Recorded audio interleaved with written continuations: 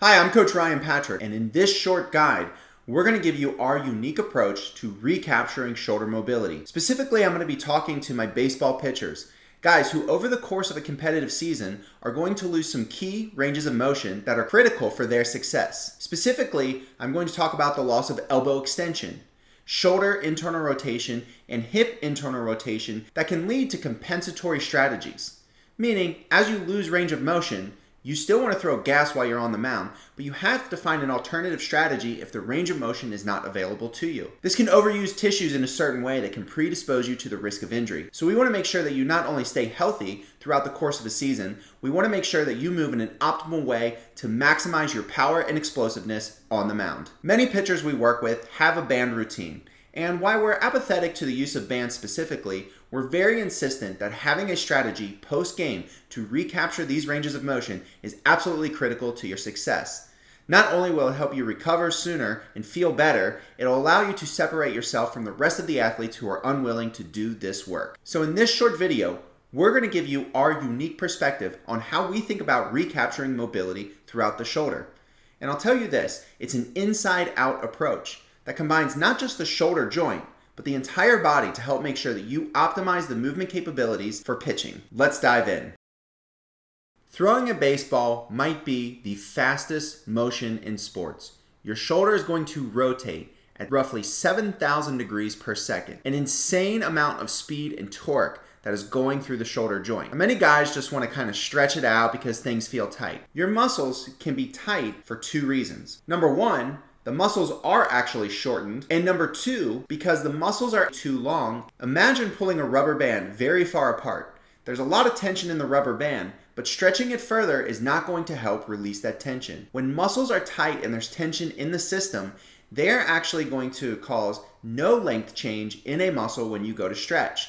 Instead, what you're going to be stretching is the connective tissue or the tendons. There are 17 muscles that attach to each shoulder blade. What we want to do instead is understand how the scapula operates on the entire rib cage and what that means for your shoulder health and the range of motion available to you. In other words, I want you to think of your lungs like giant balloons or even a beach ball.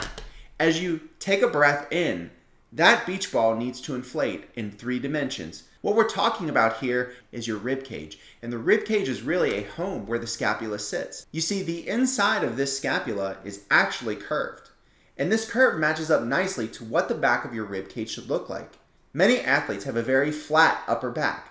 This can lead to a winging scapula, and if the scapula is winging, then we can be sure that the 17 muscles that attach are not in their optimal position. We want to make sure that we give the scapula a nice home, and the way that we're going to do this is through breathing.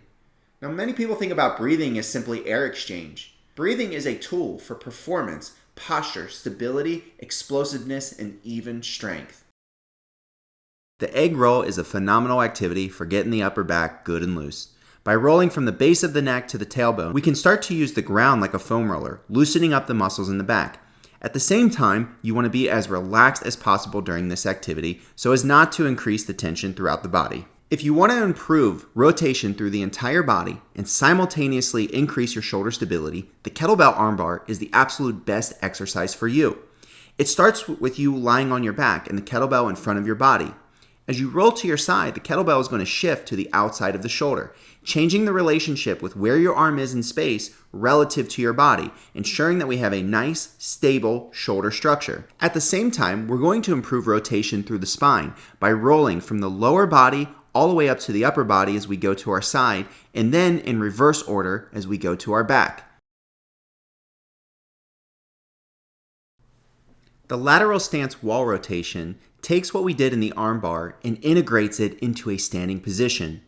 We want to isolate the motion at the trunk from what's happening at the lower body, allowing us to create hip and shoulder separation. At the same time, we're going to take a breath at the end of the movement to make sure that we're not forcing ourselves into this position and that we can actually require the expansion necessary to hold the maximal amount of rotation possible. One other key is to make sure that the rib cage and the pelvis are stacked on top of one another and you're not arching your low back. For the supine pec mobilization, you want to raise your arm overhead at roughly a 135 degree angle, or like you're making half of the letter Y. You want to make sure that your rib cage is down. If your lower rib cage is flaring, make sure you start with a big exhale to get it down and then use gentle ab tension to hold it there. One other strategy is to gently tilt the hips so that you feel a slight pressure between the back part of your waistband and the ground. As you exhale, you're going to turn your legs away from the arm that's overhead, making sure that the back part of the shoulder does not leave the ground. With each subsequent breath, you should be able to get a little further. Again, keeping the back of the shoulder on the ground. It is possible to turn too far too quick and stretch the ligaments. What I'm showing here with the shoulder leaving the ground is an exaggeration. If you feel a slight decrease in pressure, you've gone too far. The reach and roll is a phenomenal activity to work on side-to-side pelvic mobility and trunk rotation. This mimics the demands that we would see in any kind of rotational tasks such as hitting or throwing, as well as some of the demands athletes face with change of direction. By reaching outside of the foot, we are able to maximize the rotation of the trunk and shift the pelvis as far as possible over the stance leg.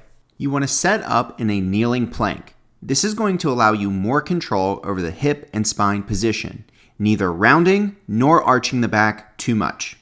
From here, the cue is that the weight shift precedes the movement. You're going to completely unload one limb, allowing the shoulder blade to move as your arm reaches overhead. From there, you're going to lift off the ground and activate some of the muscles on the back side of the rib cage to stabilize the shoulder. This exercise is incredibly difficult to do without losing spine position and without twisting side to side when you unload one limb. One additional thing to watch out for is a winging scapula. When you go to 3 points of stability, oftentimes the trunk will sink toward the floor. Most often during the bear crawl, athletes will sink toward the floor, losing the position of the shoulder blades on the rib cage, as evidenced by having a winging scapula. We want to make sure that we're neither too round or too arch as we set up the bear crawl. With each stride, what we're going to do is increase the length of our arms, pushing away from the floor so that our rib cage and our shoulder blades are flush. This is how you're going to recapture more mobility and create stability on the opposite side of your body. To execute the single leg RDL to cross connect, you want to start by unloading one limb and allowing that foot to skim the floor as you bend over. You should maintain a straight line from head to heel, or as we like to say, head to heel, strong as steel. As you get to the top, you're going to get long through your stance leg and create a cross connect, bringing the opposite knee and elbow toward each other. It's very important that you don't crunch or round your spine. By staying tall, we are actually able to open the backside of the rib cage, putting the scapula in an optimal position to increase the range of motion available at your shoulder. From the front view, you want to make sure that the pelvis is squared up to the floor and that the stance leg, hip, knee, and foot are all in alignment. Instead of blowing through the movement, fight the wobble at the top and make sure you've got control. We have two primary goals when it comes to doing rolling exercises on the ground. Number one, we want to minimize the effort and tissue tension throughout these exercises to promote relaxation. And number two, we're going to use the ground as a foam roller to create some compression against these tissues that will cause a relaxation to help improve subsequent mobility drills. The goal with the arm bar screwdriver is to work the shoulder in isolation. By leveraging a side-lying position, we are able to open up the lateral side of the rib cage. From there, we're going to turn the kettlebell in and out, starting with the thumb, moving to the elbow, and finally the shoulder to make sure that we have independent rotations available at all joints of the arm. The Sidelying Walkover is a phenomenal activity for regaining hip internal rotation. We look for baseball players, especially pitchers, to maintain or even improve hip internal rotation throughout the course of a season. Hip internal rotation is necessary on the front leg so that they can stop, rotate, and transfer power. Without it, athletes lose energy and can't rotate efficiently. To set this exercise up, take a foam roller and put it on the lateral or outside part of the hip. From there, you want to get as heavy as possible with your bottom leg straight. Taking your top leg, you're going to start stepping over and back on either side of your hip, making sure to be heavy on the outside of the hip and go slow so you can feel the pressure. This next exercise is a bit of a mobility flow. What we're going to do is a push-up to a downward dog into the world's greatest stretch. The first part of the push-up is we want to make sure that we create a stack between the rib cage and the pelvis, not arching the back too much, but having a slight tuck. Second, as we invert, we want to make sure that we're not jamming our head between the arms. Instead, the shoulder blades should feel as if they're spreading while you reach overhead. Be cautious not to bring your shoulders into your ears. And last, during the world's greatest stretch, we're going to drive trunk rotation. You want to do this not by swinging the arm back behind your body, but instead by driving through the ground with your down arm to influence mobility through the rib cage. And finally, before we switch sides, we're going to elevate the hips to stretch the hamstring on the front leg. While we never want an overly rigid spine, lateral core stability can improve the hip internal rotation. We want to make sure that we align a nice straight line while reaching long through the ground. One unknown benefit has to do with the hand position. By turning the end of the wrist bone into the ground, we can actually untwist the elbow, closing the gap where the UCL passes through on the inside of the elbow, and many pitchers feel stress throughout the course of a season. Sometimes the mobility is limited, so using a towel roll under your hand can help lessen the stress to get this position.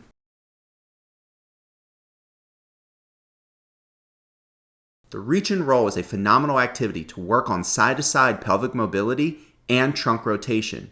This mimics the demands that we would see in any kind of rotational tasks such as hitting or throwing, as well as some of the demands athletes face with change of direction. By reaching outside of the foot, we are able to maximize the rotation of the trunk and shift the pelvis as far as possible over the stance leg. The retro stance RDL is built off of a hip hinge pattern. This is where the hips move backwards and forward in space and allow us to load all the muscles on the backside of the body. Oftentimes people rock too far back and actually unload their toes. We want to maintain a whole foot contact. As we switch to a single leg version, you'll see that the stance leg is actually holding all of the weight. In order to gain hip mobility, what we want to do is position the swing leg in front of the working side. This allows us to turn the pelvis towards the stance leg and improve hip internal rotation. If we stagger our stance too far, we're going to feel a huge hamstring stretch on the non-working leg. We want to keep the offset short and the working side heavy. From the front view, we want to make sure that the knee stays in line with the hip in the foot. If it bows out to the side, we are actually not gaining the mobility we think we are. Putting it together, we can start doing a dynamic or walking version of this exercise, gaining hip mobility from side to side.